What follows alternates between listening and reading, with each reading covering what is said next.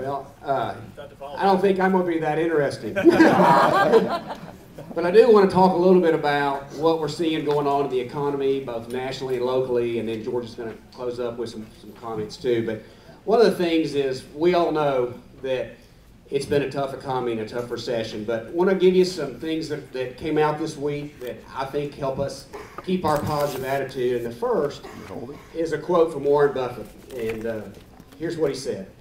"We will not have a double-dip recession at all. I see our business coming back almost completely across the board." He said that September the 13th, 2010. That was last week. So he knows, he's in this business that we're in, and I thought that was a very positive statement. SunTrust came out with some positive things last Friday that I made note of about our economy, and many of you that watched the national news last night probably saw that they have declared that the recession is over. But here are some things that's happening on a national basis. There's been a solid reading on manufacturing. It's continuing to grow. Industrial production is up. Retail sales grew in August. Inventories dropped. The trade deficit is improving. The private sector is adding over 70,000 jobs per month. Venture capital, which also creates jobs, is up 50% over 2009. And consumer prices have risen 2 consecutive months in a row. Now, when's the last time we were excited about consumer prices rising? But that's going to help us because that's going to end all this deflation talk. And it's also, there's no mood for any increases in interest rates. Our local economy is also starting to show signs. I serve on the directorship for the chamber, and the Economic Development Committee that serves Blount, Knox, and Anderson and some other surrounding counties has the most interest in companies looking at moving to our area than it ever had in 2003, 4, and 5. They are swamped. Now, not all of them will come, but they're looking at East Tennessee for the same reasons that in our business is they're looking for a place to do business more efficiently and more profitable, and we will land some of these companies. The KAR, our local association, the closed units is up 8% through August over 2009. Our company is up 27% in closed units over 2009. Now that's awesome. So it's not where we want to be. I know it's your business is not where you want it to be, and we still have an extraordinary excess of supply of houses. We still have fragile buyers. We still have an economy that we've got to compete with a lot of people. So George is going to come up here and give you an idea of suggestions that we have on how you can improve your business. George? Go, George. All right. That's what we're here for today, because summer's over, vacations are over, and we're back to work. And that's what we're here to talk about. Jim just told you our economy is still lame, and I think that business is slower than we expected it to be. Our competition is still willing to take listings at 4%. FSBOs are still an irritant. Sellers are still very reluctant to reduce their price, and certainly buyers are squirrely at closing. And probably the last thing is that I know we're struggling with is how to create a difference between you and the other 4,000 agents in our market. Does that sound pretty familiar? And that's what we're here to talk about today. And that's what this whole afternoon is about, is to address those questions, because we can't change the economy. I can't really even change how many people move to Knoxville or how many people create new jobs. What I can change and what you can change is yourself, and we can change our activities to be ready for this market. And that's what this whole afternoon is really about. And it's really about 3 big blocks. And all of what we're going to do and all we're going to talk about is going to fit into these 3 big blocks that I really want you to focus on. And the first thing is to creating value. It's how many times have you been on a listing appointment this year where the seller says, I'm upside down. I can't pay you your commission. I can't sell it for what I owe against it. How many buyers say, I can't afford the down payment? How many times have we got home inspections that are way over what we can afford, what the seller can afford. These are real problems that we're faced with. And the way I suggest, we have got to create value we're with those sellers or with those buyers. You've got to be knowledgeable beyond what you ever have had to be in the past. You've got to know about what the options are for sellers in foreclosure, or what a deed in lieu is about, or how I'm going to get this buyer pre-qualified. Maybe there's grants out there. Maybe there's a down payment assistance programs down there that you can find out about. There's no question that you've got to set yourself apart and be able to create value in those situations. And we're going to talk about that today. The second thing is a differentiation. There's 4,000 realtors in our market. And in July, the KAR closed 780 units out of 4,000. Do the math.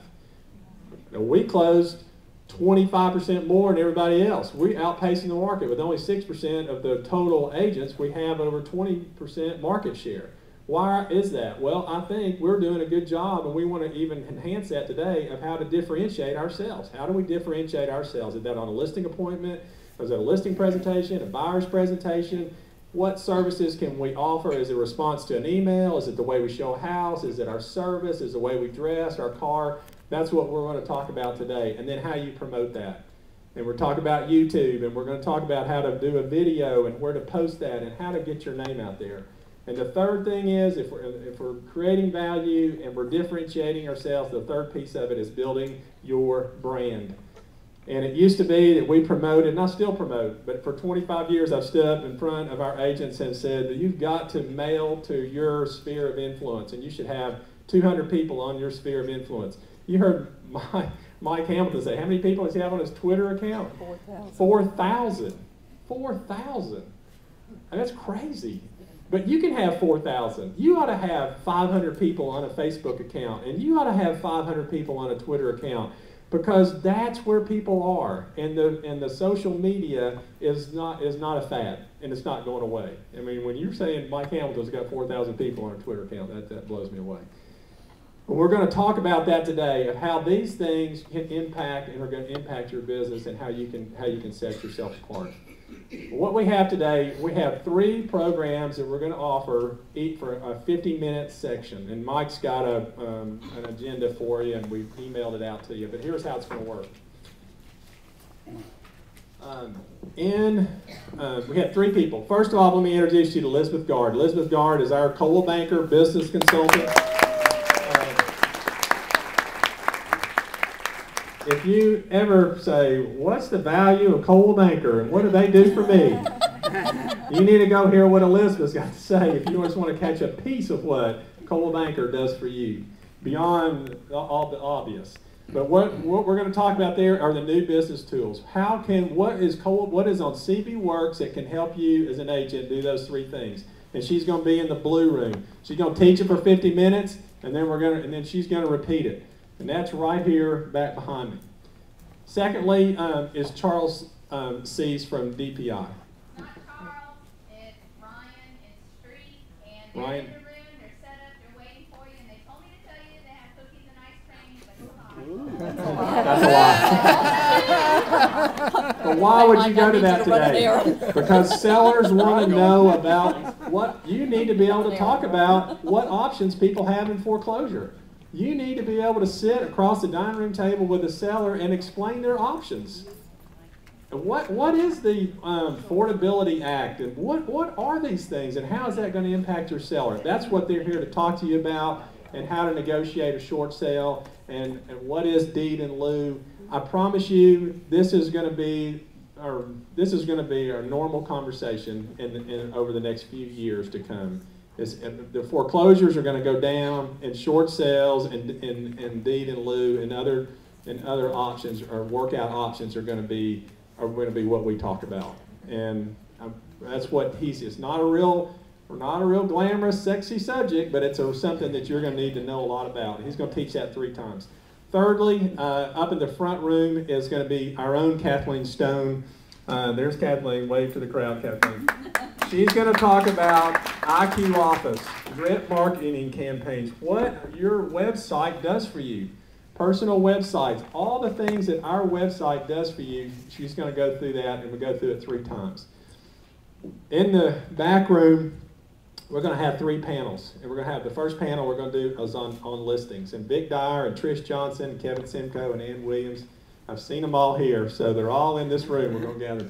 We're going to sit back there and we're going to ask them some tough questions. I gave them a list of questions to think about before they got here. I'm not going to ask them any of those questions. They were all lame questions. That's my word today, lame. I like that. I'm asking, they're all lame questions. You know, what do you do? Blah, blah, blah. That's not what we're going to ask them. I'm going to put them on the spot, how many listings they have, how they get them, and how many sellers, that, you know, how many times did they have to ask that seller for a reduction? That's what we want to know. And how do you do that? And we're going to hear from that. Then we're going to talk to Ginger Kelson, Mark Lane, Dana Mosier, and Debbie Yankee, and we're going to talk about buyers.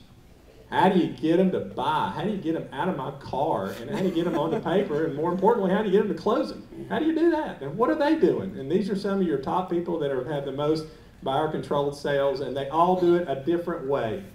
So Dana certainly does it different than Ginger, and certainly different than Debbie, and none of them, and all of them are right, but they each have their own style. And I want you to see that. And then lastly, Shannon Foster, Debbie McBee, Gina Mills, and Susie Trotta are going to talk about marketing. 2 of those, Susie Trotta and Shannon Foster, are a lot about the social network. That's what they're all about, and they're going to tell you how it's working for them.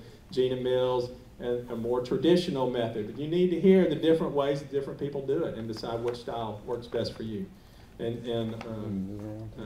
Debbie McBee, a combination of both. I don't know for sure, but that's the point. And I'm good. Yeah, she's a combination of both. But I'm not going to ask them the same questions I gave them. Okay, it's all going to be off the cuff and as I make it up. And then at 4:30, we're going to gather right back in here, have a social hour, have some fun, and hopefully you'll bid on these baskets and we'll take them away. So that's the day. It's going to be fast. It's going to move.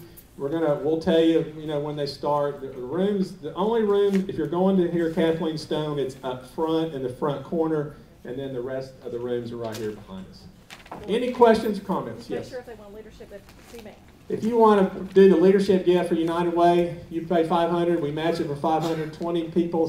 Get those to Carol. Carol Hart's our campaign chair for United Way. Anything else? Does everybody have a schedule? Everybody got a schedule? Everybody ready?